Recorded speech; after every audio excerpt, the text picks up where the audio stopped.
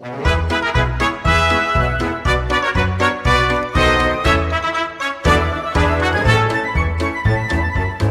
are opening a live intelligence feed from the North American colonies.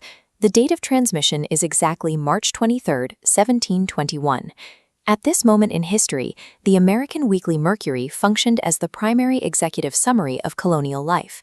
It was the central node for distributing vital economic, legal, and maritime data across the eastern seaboard.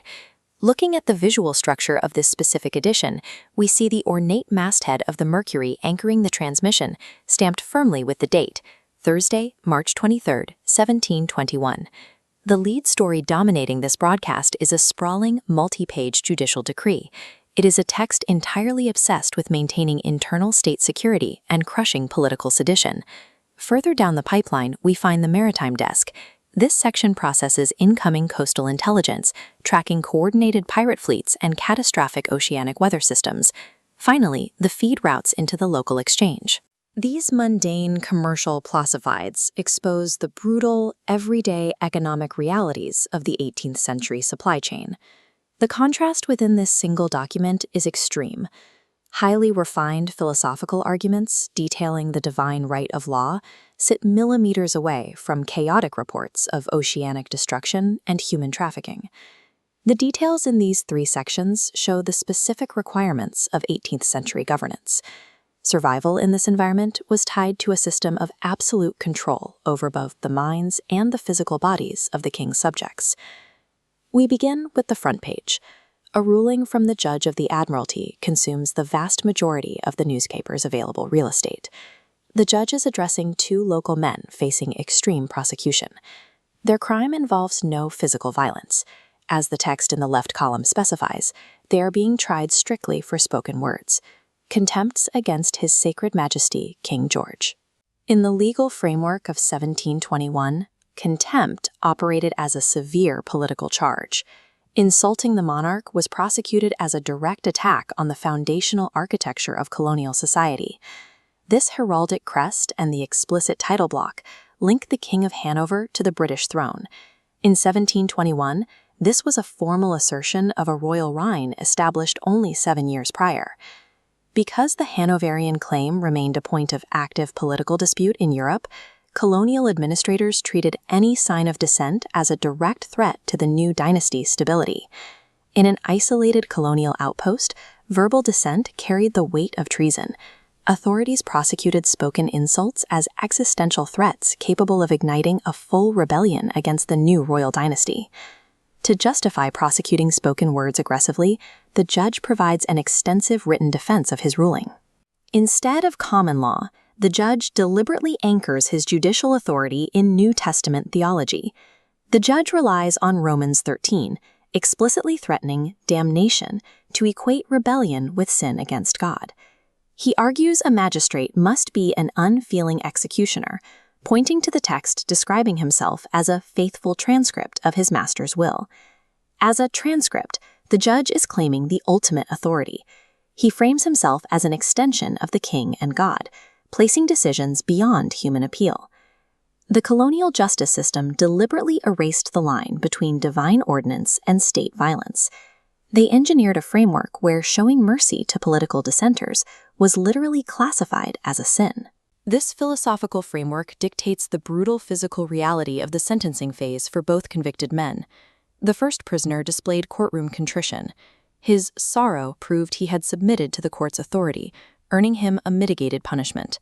The text specifies his penalties: a fine of 20 marks sterling and standing with a paper fixed to his breast. The second prisoner's defiance triggers escalation, mandating he stand in the pillory, be tied to the tail of a cart, and receive 41 lashes. The second sentence is engineered to be highly mobile.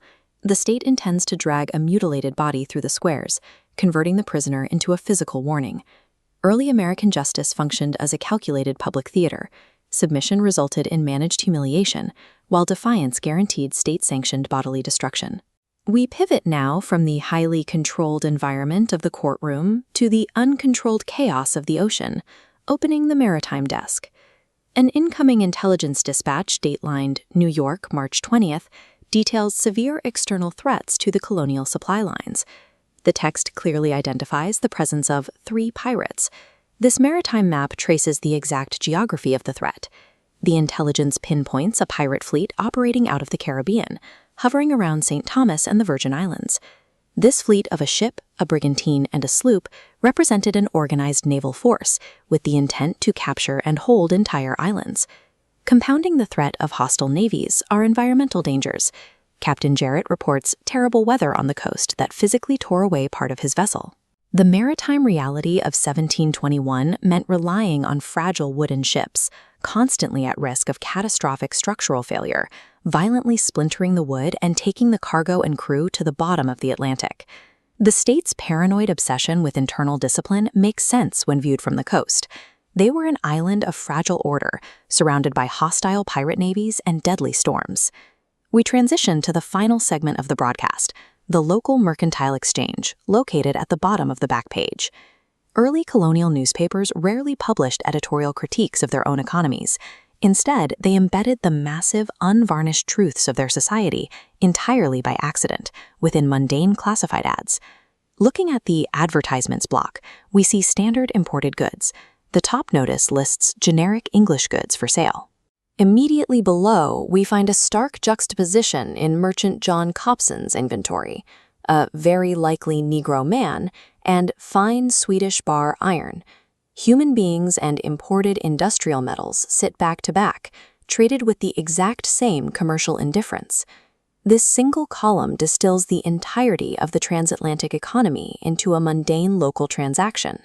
Human life is rendered as a standard line item commodity, necessary to extract wealth from a hostile continent. Pulling together the judicial decrees, the maritime intelligence, and the local exchange gives us the complete broadcast of March 23, 1721. The Mercury proves that early American stability was heavily engineered. Survival required violent ideological submission to a king, constant militarized vigilance against an untamable ocean, and an economic engine built seamlessly on human commodification. The Daily Dispatch, history in print.